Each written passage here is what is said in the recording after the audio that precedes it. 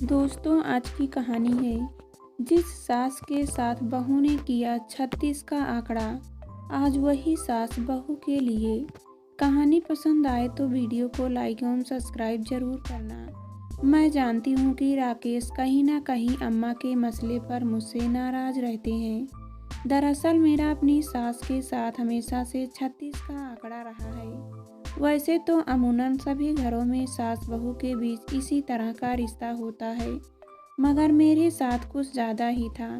मैं जिस दिन से घर में बहू बनकर आई, उसी दिन से अपनी सास के खिलाफ मोर्चा खोल लिया था। सास ने मुझे सर पर पल्लू रखने को कहा, पर मैंने उनकी नहीं सुनी। सास ने मुझे नॉनवेज से दूर रहने को कहा, मगर मैंने यह बात भी स्वीकार नहीं की। क्यों कि मैं अपने घर में अंडा मछली खाती रही हूँ। सास पूजा पाठ में लिप्त रहती और मुझे यह सब अंधविश्वास लगता। सास जरूरत से ज़्यादा सफाई पसंद थी, जबकि मैं बेफिक्र सी रहने की आदी थी। मैं खुद को एक प्रगतिशील स्त्री मानती थी, जबकि सासू माँ एक रूढ़िवादी महिला थी। इन सब के ऊपर हमारे बीच विवाद की एक वजह राकेश भी थे। हम दोनों ही राकेश से बहुत प्यार करते थे और उसी उलझन में रहते थे कि राकेश किसे अधिक प्यार करते हैं। मैं मानती हूँ कि अम्मा जी ने बचपन से राकेश को पाला पोसा और प्यार दिया, इसलिए उनके प्यार पर पहला हक अम्मा का ही है। मगर कहीं ना कहीं मेरा यह मानना भी है कि शादी के बाद पति को अपनी माँ का पल्लू छोड़ देना चाहिए और उस स्त्री के प्रति अपना दायित्व निभाना चाहिए जो उसके लिए अपना घर परिवार छोड़कर आई है। मुझे सास की हर बात में टोका टाकी भी पसंद नहीं थी।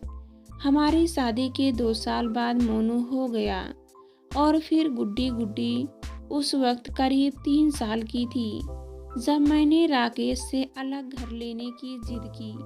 राकेश ने बहुत समझाया, देखो अंजलि, बड़े भैया बरेली में हैं और छोटे भैया मुंबई में, अम्मा बाबू के पास में हूँ। ऐसे में हमारा इन दोनों को अकेले छोड़कर जाना उचित नहीं। मगर मैं अड़ी रही। अरे वाह, दोनों बड़े भाइयों को अपने माँ बाप की नहीं पड़ी, केवल तुम ही सरवण कुमार बनते फिरते हो। तुम्हारी दोनों भाभियाँ ऐश कर रही हैं और बीवी घुट घुट कर मरने को विवश है। देखो, तुमने मेरी बात नहीं मानी, न तो मैं हमेशा के लिए अपनी माँ के घर चली जाऊंगी। फिर संभालते रहना अपने बच्चों को। मेरी धमकी का असर हुआ। राकेश ने पुराने घर के पास ही एक नया घर खरीदा। अम्मा बाबूजी को पुराने घर में छोड़कर हम यहाँ शिफ्ट हो गए। भले ही राकेश ने मेरी बात मान ली, मगर हम दोनों के बीच एक अदृश्य दीवार भी खड़ी हो गई। राकेश के दिल में मेरे लिए पहले जैसा प्यार नहीं रह गया था। वह केवल पति का दायित्व निभा रहे थे। इस बात को 4 साल बीत चुके थे। पिताजी भी 2 साल पहले गुजर गए। अब अम्मा उस घर में नौकरानी मीता के साथ अकेली रहती है। मुझे इस बात का एहसास है कि अम्मा के लिए अकेले रहना काफ़ी कठिन होता होगा, मगर न मैंने कभी उन्हें लाने की बात की और न कभी अम्मा ने ही शिकायत की। राकेश अंदर ही अंदर अम्मा के प्रति खुद को अपराधी महसूस करते थे, पर इस संदर्भ में मुझसे कुछ कहते नहीं।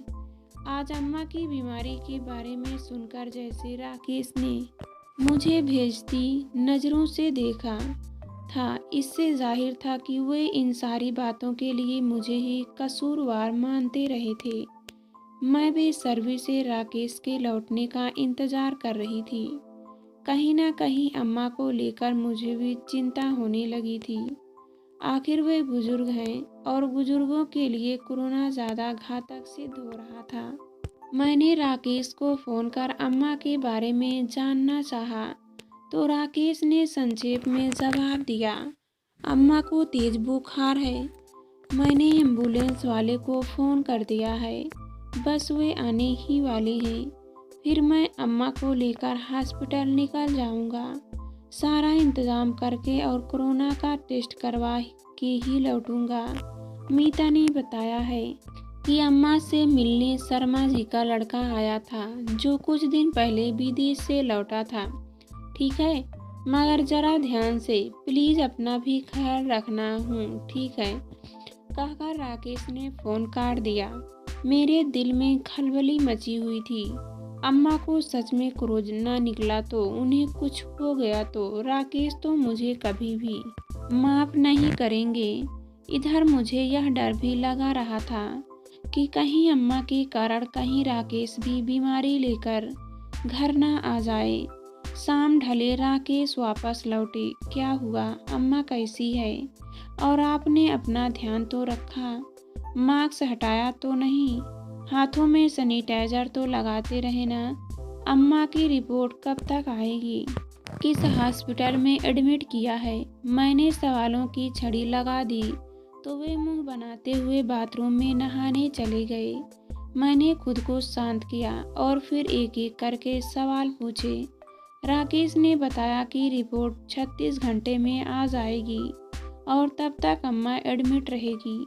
रात में सोते समय राकेश ने मुझसे सवाल किया, 2-3 महीने पहले तुमने अम्मा से उनका पुश्तैनी सोने का हार मांगा था। सवाल सुनकर मैं सकते में आ गई। हाँ, मैंने तो बस सुरक्षा के लिहाज से कहा था। असल में मुझे लगा कि बाबूजी भी नहीं है और अम्मा अकेली रहती हैं। ऐसे में कहीं हार चोरी ना हो जाए।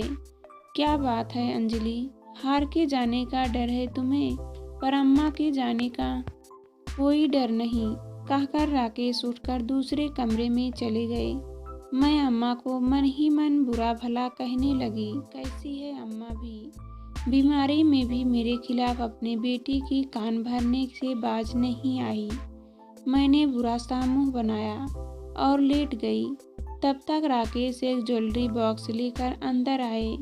यह लो अंजलि, अम्मा ने यह हार तुम्हारे बर्थडे के लिए तैयार कराया था। अपने पुश्तैनी हार में अपने अब तक के बचाए हुए रुपए लगाकर यह भारी हार बनवाया है तुम्हारे लिए। यह हीरे की अंगूठी मेरे लिए, यह कंगन गुड्डी और यह घड़ी मोनू के लिए। कहते कहते राकेश फपक फपक कर रोने लगे थे। मेरी आंखों में से आंसू छलक आए। तोहफे में हार देकर अम्मा ने मुझे हरा दिया था। तभी राकेश ने रूंधे हुए स्वर में फिर कहा, जानती हो अम्मा ने यह सब देते हुए क्या कहा? वह बोली कि बेटा, क्या पता मुझे कहीं कोरोना हो और मैं लौट कर न आ सकूं। ऐसे में अंजलि को जन्मदिन पर हमारे हाथों से नहीं दे पाऊंगी, इसलिए तू ही उसे दे देना। आखिर वह भी है तो मेरी बच्ची ही है ना। मैं निःशब्द जमीन को एकटक निहार रही थी। शायद अम्मा के प्रति आज तक ये अपने व्यवहार पर शर्मिंदा थी। राकेश सोने चले गए, मगर मैं रात भर करवटें बदलती रही। मेरी आंखों से लगातार आंसू बह रहे थे।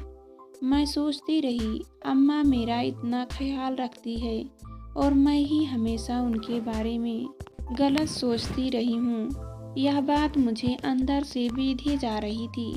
किसी तरह 36 घंटे बीते। राकेश ने फ़ोन करके बताया कि अम्मा को कोरोना नहीं है, सिंपल बुखार है जो लगभग ठीक हो चुका है। मेरी आंखों से खुशी के आंसू बह निकले। मैंने राकेश से कहा, सुनो, अम्मा जैसे ही हॉस्पिटल से डिस्चार्ज हो तो उन्हें हमारे घर लेकर आना। उन्हें देखभाल की ज़रूरत है और फिर कोरोना फैल रहा है। वे खुद अपनी सुरक्षा का ख्याल नहीं कर पाएगी। मैं उनका ख्याल रखना चाहती हूँ हमेशा। वैसे भी आखिर मैं हूँ तो उनकी बच्ची ही ना। कहते कहते मैं रो पड़ी थी।